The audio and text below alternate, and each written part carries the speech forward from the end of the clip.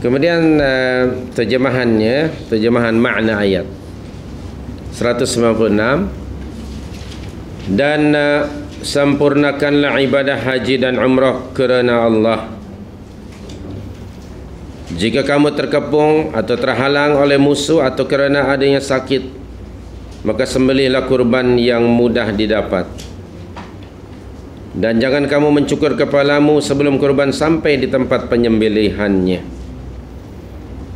Jika ada di antaramu yang sakit atau ada gangguan di kepalanya lalu ia bercukur, maka wajiblah atasnya berfidyah, yaitu berpuasa atau bersedekah atau berkurban. Apabila kamu telah merasa aman, maka bagi sesiapa yang ingin mengerjakan umrah sebelum haji di dalam bulan haji, wajiblah ia menyembelih kurban yang mudah didapat.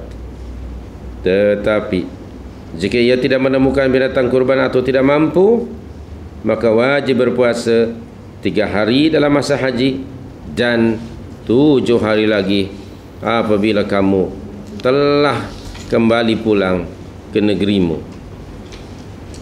Itulah 10 hari yang sempurna. Demikian itu, yakni kewajiban membayar fidyah bagi orang-orang yang keluarganya tidak berada di sekitar Masjidil Haram. Jadi bukan penduduk Makkah.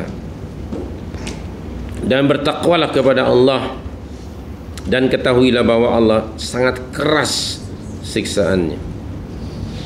197. Musim haji adalah beberapa bulan yang dimaklumi.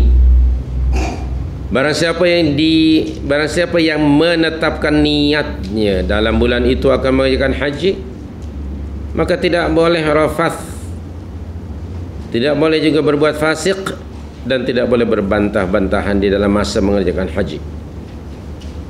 Dan apa yang kamu kerjakan berupa kebaikan, nescaya Allah mengetahuinya.